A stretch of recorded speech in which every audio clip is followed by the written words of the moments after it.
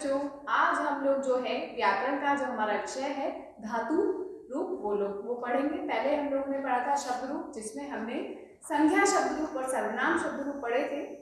और उसी क्रम में जो कि हमारे वाक्य के लिए जो क्रिया बहुत आवश्यक होती है, उस क्रिया को पढ़ने के लिए कि वो संस्कृत में हम किस तरीके से लगाएं, वर्तमान काल लगाएं, भूतकाल लगाएं, भविष्य काल लगाएं, तो उसके लिए जो है हमारा क्रिया को समझना बहुत जरूरी है। तो क्रिया जो हिंदी में हम जिसको क्रिया कहते हैं, वही हमारा संस्कृत में होता है धातु रूप, ठीक है। और अंग्रेजी में हम उसको वर्ब कहते हैं। तो आइए हम लोग शुरू करते हैं हमारा आज का विषय धातु रूप।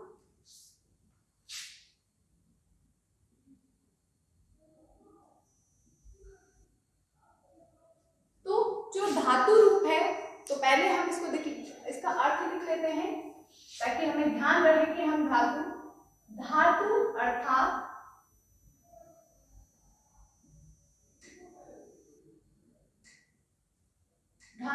अर्थात क्रिया।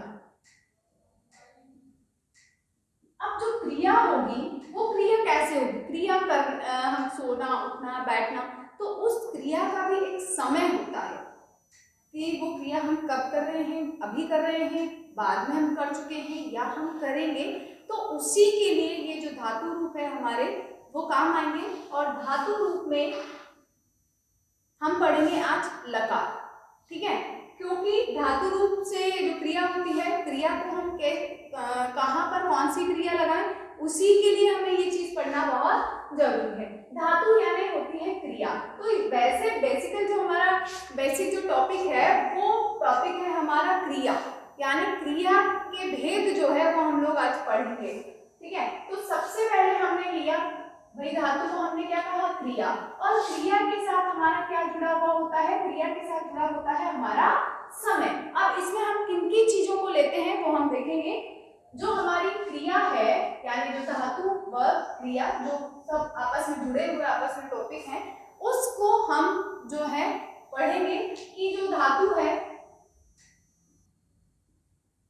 उसमें हम देखते हैं गम, भू, पट, गम गच्छ धातु जिससे हमारी बनती है। गम धातु जो होती है वो जाने के अर्थ को बताती है। भू जो है, इससे जो रूप बनते हैं हमारे, वो बनते हैं भव, भवती, भवत, भवंती, और ये हमारे होना अर्थ को देती है। पठ धातु जो है वो हमारी पढ़ने के अर्थ को देती है।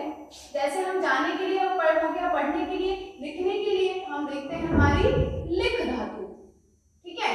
और चलने के लिए देखो, अब सबके लिए खेलने के लिए हम क्रीड धातु का भी प्रयोग करते हैं, और जो खेलने के लिए हम खेल धातु का भी प्रयोग करते हैं। तो दोनों का भी प्रयोग हम लोग करते हैं। स्था, एक धातु होती है हमारी स्था, और इसके रूप जो है वो तिष्ठ से हमारे चलते हैं। स्था जो कि रुकने के अर्थ को देती है या बैठने के अर्थ को देती है। तो ऐसे हमारी कई धातुएं होती है, और इन्हीं धातुओं को जो समय के आधार पर हम संस्कृत में 5 भागों में इसको हम विभाजित करते हैं। तो हम देखते हैं हमारी क्रिया, यानी क्रिया को हम यहाँ पर कहते हैं लकार। सॉरी, इनको हम समय जो होता है उसको हम कहते हैं लकार। अब ये जो लकार है हमारे, वो लकार यानी धातु रूप के जो लकार हैं, वो हमारे संस्कृत में वैसे हम 2 तरीके से हम इसको पढ़ते हैं। पहला होता है हमारा परस्मैपदी,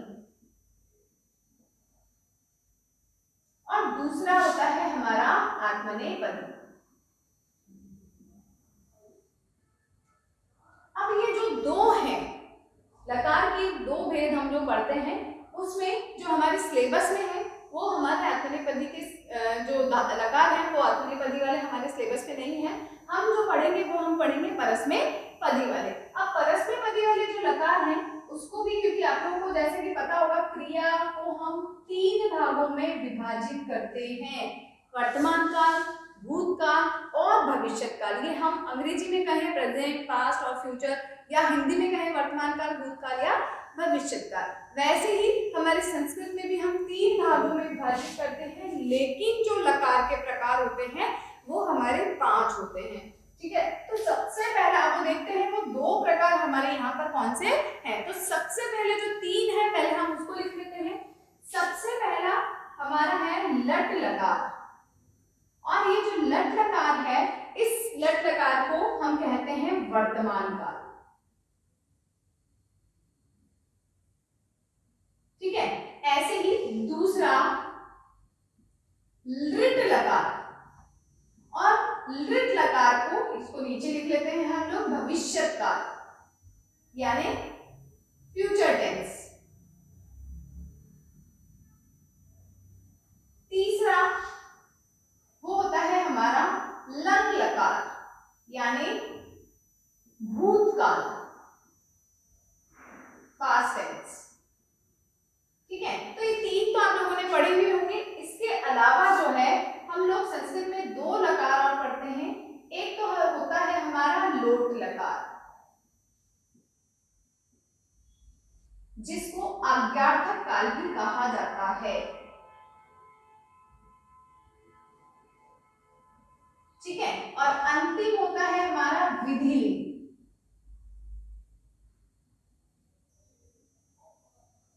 तो विधिलिंग जो है वो देता है हमारा चाहिए अर्थ को। अब वाक्य में ये बताने के लिए कि क्रिया कब हुई है, अभी हुई है, हो चुकी है या होने वाली है, उसी को बताने के लिए हम संस्कृत में लकार का प्रयोग करते हैं। तो ये जो लकार हैं इनको हमने 5 भागों में विभक्त किया। हमने क्या किया, मतलब संस्कृत में 5 भागों में विभक्त किया गया है। तो 3 तो हमारे हिंदी और इंग्लिश जैसे ही हैं, 2 जो है हमारे लोट लकार और विधिलिंग जो है वो हमारे इसमें अलग से होते हैं। तो आइए अब हम इसका आगे अध्ययन करते हैं। पहले एक बार और दोबारा इन सबको देख लेते हैं। आज का जो हमारा टॉपिक है धातु रूप कहें या लकार परिचय कहें, दोनों को मिलाकर के पूरा टॉपिक हमारा बनता है। दो धातु का अर्थ क्रिया, आपको अगर पूछे जाए कहीं पे भी ये दिया जाए कि आपको धातु रूप लिखने हैं, यानी वो आपसे क्या पूछ रहा है कि उस क्रिया के आपको रूप लिखने हैं। ठीक है, और क्रिया कब हो रही है इसके लिए हमारे समय का ज्ञान होना जरूरी है, और समय जो है वो हमारे लकार को बताता है। लकार से हमें समय का पता चलता है कि समय कहें या काल कहें, समय नहीं कहें हम, सबसे अच्छा शब्द हम इसके लिए ले सकते हैं काल। ठीक है, लकार यानी हम काल के आपको क्रिया कब हुई है, कौन से काल में हुई है, वो चीज हम यहाँ से पता कर सकते हैं। अब धातु रूप क्या होते हैं, जैसे मैंने पहले आपको बता दिया, ये हम आगे और लेंगे। पट जैसे गम धातु है, बहुत सारी क्रियाएं हैं, जैसे गई गाने के अर्थ को, तो उसके भी रूप चलते हैं। हम लिखना, पढ़ना, सोना, खाना, पीना, दौड़ना, ये सारी क्या है हमारी क्रियाएं हैं, ये सब धातु रूप हैं। तो वो चलती कैसे हैं, उनका मूल रूप क्या है, तो मूल रूप इस तरीके से, आगे और भी है। तो इतना सारी जो क्रियाएं हैं उनको लिखना तो पॉसिबल नहीं है। जितनी हम देखते हैं एक कम से कम एक कोई भी धातु के हम जो है एक पूरे रूप लिखेंगे। तो पहले हम देखते हैं कि लकार जो है हमने देख लिया 5 प्रकार के होते हैं। अब इनको पढ़ते कैसे हैं, लिखते कैसे हैं, इनमें क्या क्या चीजें होती हैं वो हम आगे लिखेंगे।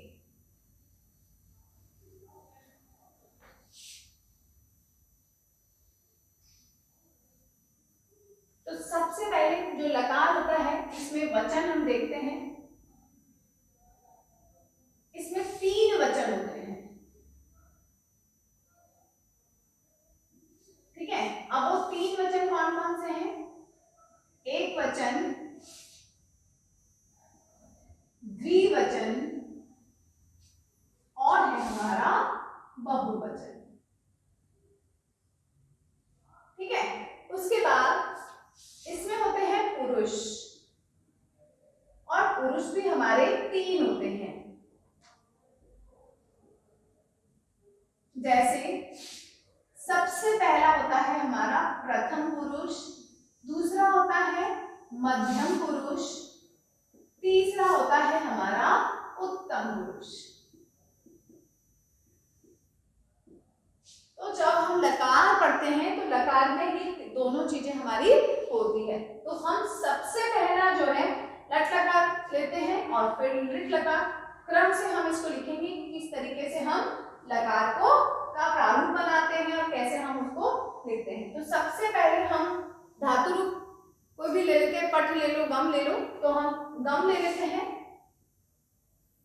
गम धातु जो कि किस अर्थ को देती है, जाना। और फिर हम इससे कुछ उदाहरण भी करेंगे और यहाँ लिख देते हैं लट लकार। सबसे पहले वर्तमान काल के लिए हम लोग पढ़ेंगे और एग्जाम्पल के साथ भी हम लोग पढ़ लेंगे। तो पहले हम यहाँ लिखते हैं पुरुष। इसका जो फॉर्मेट होगा पुरुष, यहाँ होगा हमारा एक वचन, द्विवचन और तीसरा है हमारा बहुवचन। फिर प्रथम पुरुष, प्रथम पुरुष में गम में हम लिखेंगे गच्छति, गच्छत,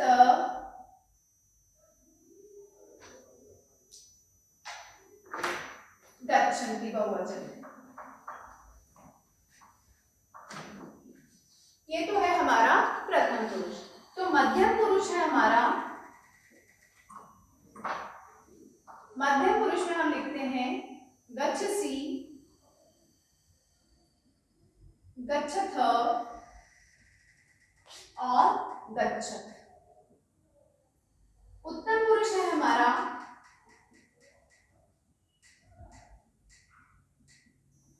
गच्छामि, गच्छाव और गच्छामः। अब देखो, जो हमने सबसे पहले उदाहरण हम सबसे लास्ट में लेते हैं ताकि उदाहरण से जो सारे लकार होंगे उनमें क्या अंतर है वो हम देख सकते हैं। इसको याद रखने के लिए आपको क्या करना होगा, सबसे आसान तरीका बताती हूँ मैं इसको याद रखने का।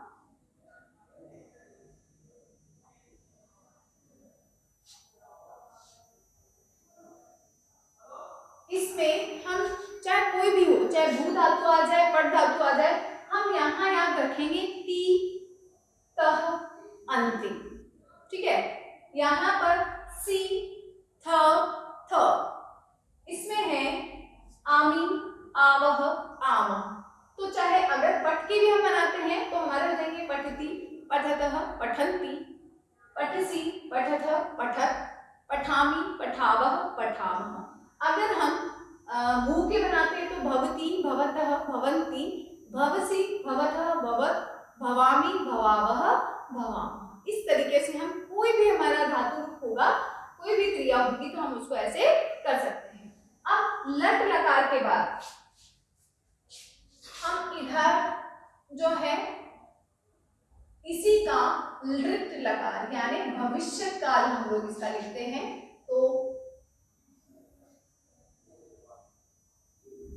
तो यहां पर भी हुई, हमने पहले लिखा पुरुष,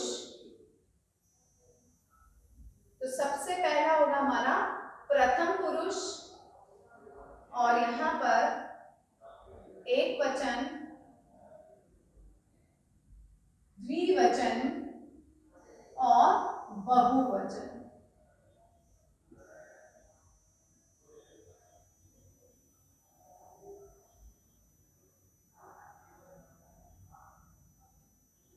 और इसको भी हम इस तरीके से, तो प्रथम पुरुष में हमारा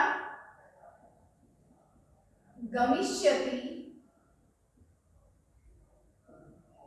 गमिष्यतः, गमिष्यन्ति।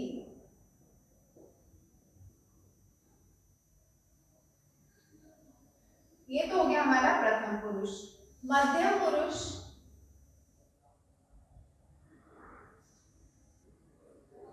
गमिष्यसि, गमिष्यथ,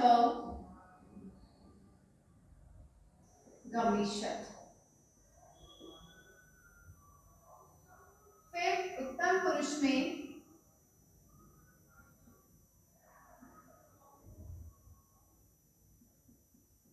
गमिष्यामि,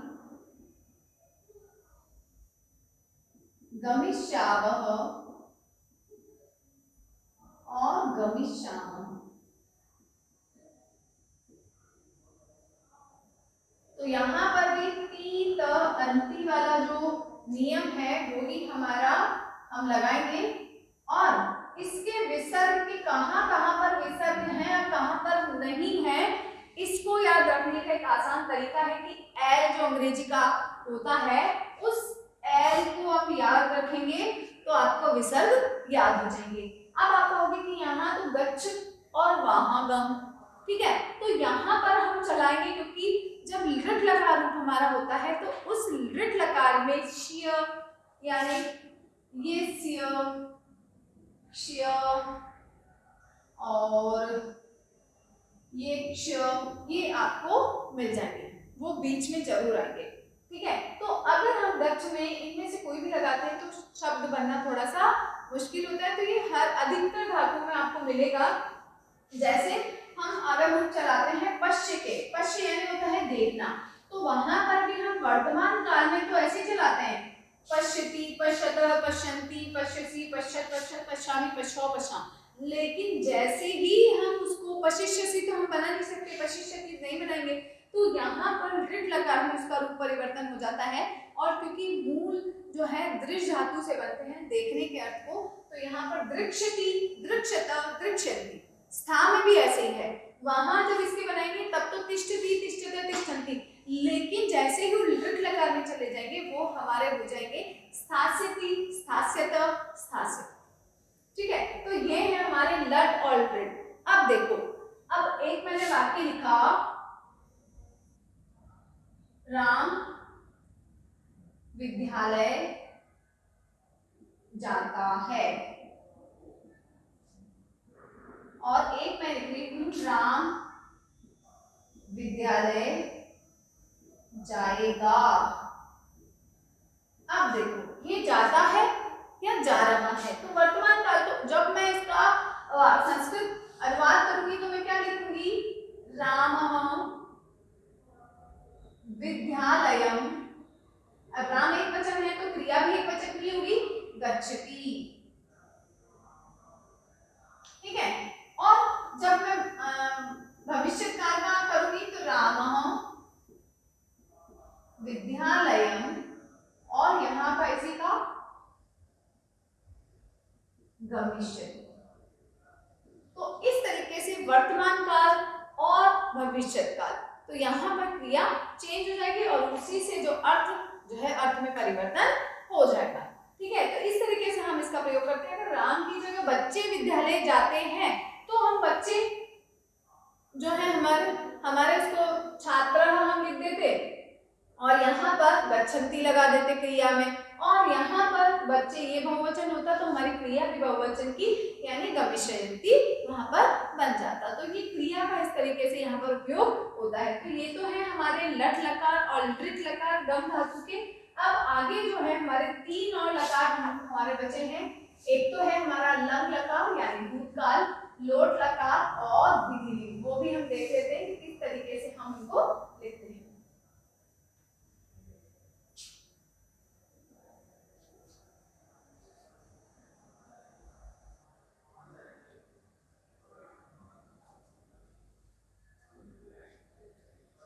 तो हम यहाँ लिखते हैं हमारा लंग लकार,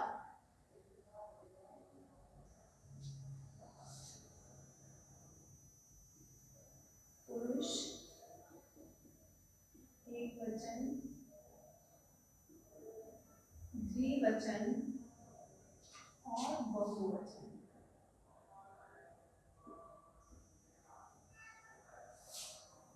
प्रथम पुरुष उसमें होगा अगच्छत, अगच्छताम, अगच्छन्।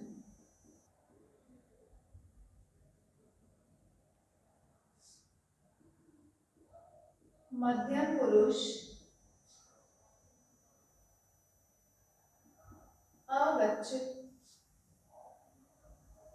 अगच्छतम, अगच्छत्।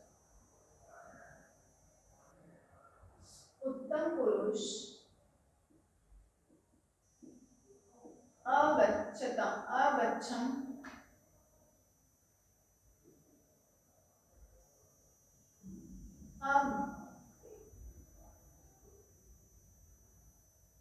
अगच्छम, अगच्छाव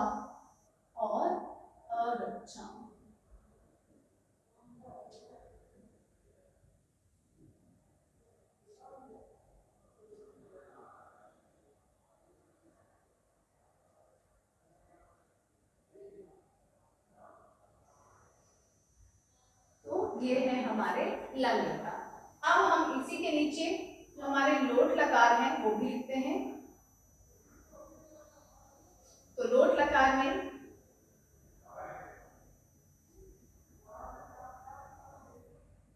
एक वचन, द्विवचन और है हमारा बहुवचन।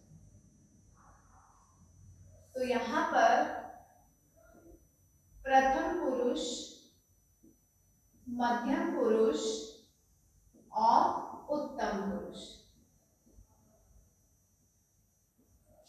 तो यहां पर हम देखते हैं हमारा क्या कैसे रूप चलेंगे लोट लकार में।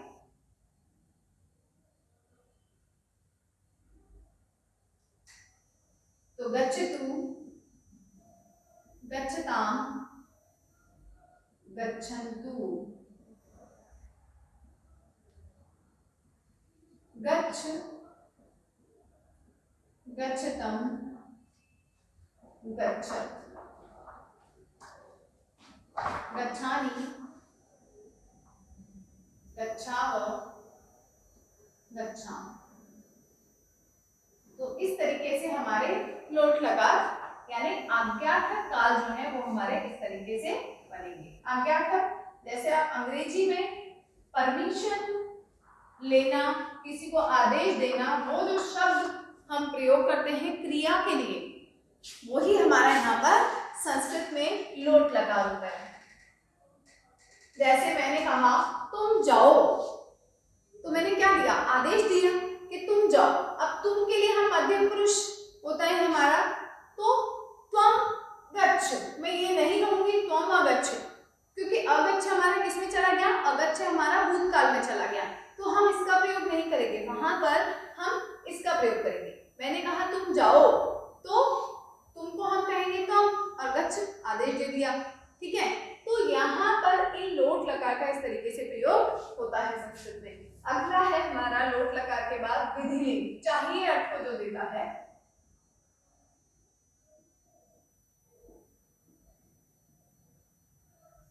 तो विधिलिंग में भी हम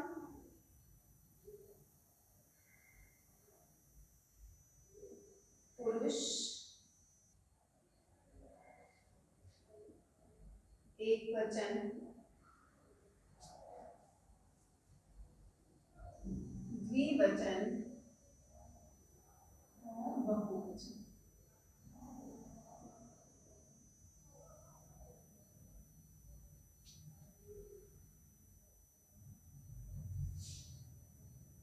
प्रथम पुरुष, प्रथम पुरुष में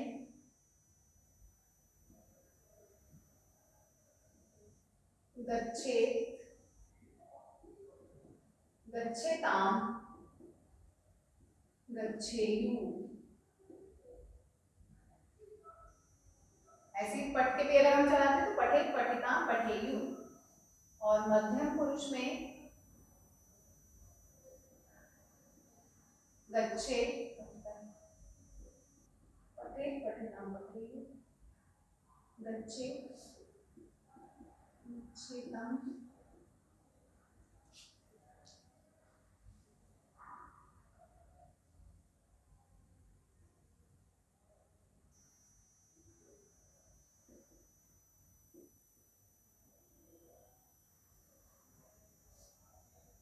और उत्तम पुरुष में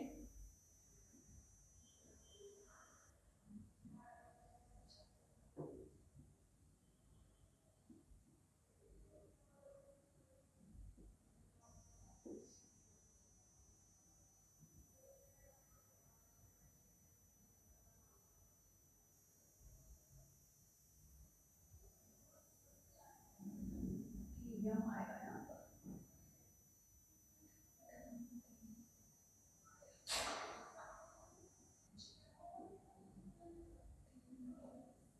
सॉरी उल्टा उल्टा हो गया सारा। तो यहाँ पर पठेताम, पठेयु, पठे, पठिताम, पठे, पठेयम।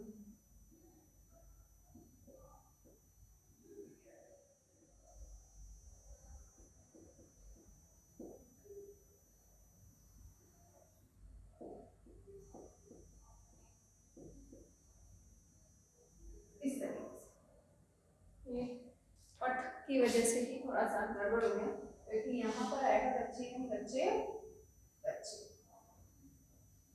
गच्छे गच्छताम गच्छेयु गच्छे गच्छताम गच्छे गच्छेयम गच्छे गच्छे। ठीक है, तो यहाँ पर इसमें वो भी ध्यान देगा।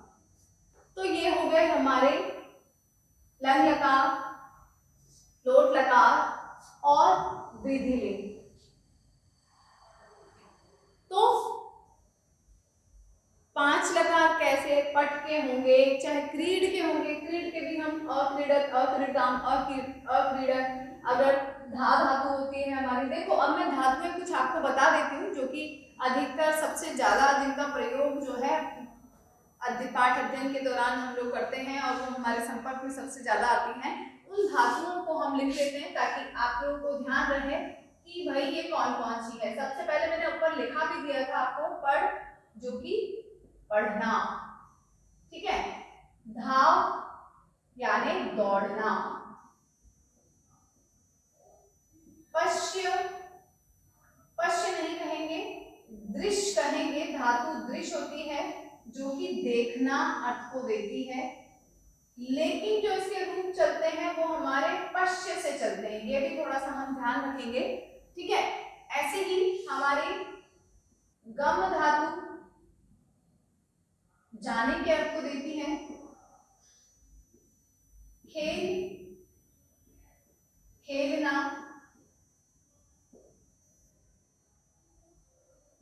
क्रीड, ये भी खेलना। खाद, खाना।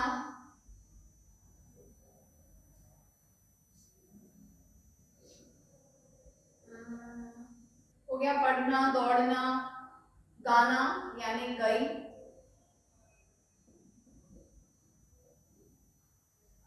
ठीक है, जाना, खेलना, खाना, पीना, तो पिब। और ये गई से गाय बनता है, गायती, गायतः, गायंती। ठीक है, और पिब यानी पीने के अर्थ को देती है, पीना। तो खाना, पीना, दौड़ना। ठीक है, चलना फिरना, और धाव दौड़ना हो गया। और घूमने, घूमने को हम कहते हैं भ्रम।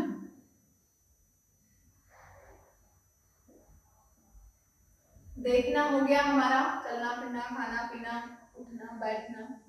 और बैठने के लिए हम स्था धातु होती है जो कि तिष्ठ से उसके हमारे रूप चलते हैं। इसको मैं जो अलग से चलेंगे वो मैं बता रही हूँ आपको। तिष्ठ और ये स्था से इसके चलते हैं। तो ये हम ये कहें बैठना या रुकना, दोनों में से दोनों ही अर्थ को देते हैं ये। ठीक है, तो हम कह सकते हैं रुकना या बैठना।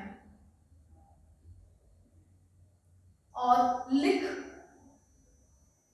लिख नहीं लिखा ना हमने, लिखने के अर्थ को। ठीक है, तो इस तरीके से बहुत सारी धातुएं होती हैं और जो सबसे महत्वपूर्ण है वो मैंने बता दिए हैं। अगर इसके रूप चलेंगे पठती पठत पठन्ति, इसके धावती धावतः धावन्ति, इसके पश्यति पश्यतः पश्यन्ति, इसके गच्छति जो कि हमने लिख लिए हैं, खेलते खेलती खेलतः खेलन्ति। इस तरीके से हम रूप चलाएंगे क्रीडति क्रीडतः क्रीडन्ति, खादति खादतः खादन्ति, यानी और इस तरीके से ही इनके रूप चलेंगे। गायति गायतः गायन्ति, पीबति पीबतः पिबन्ति, और भ्रमति भ्रमतः भ्रमन्ति।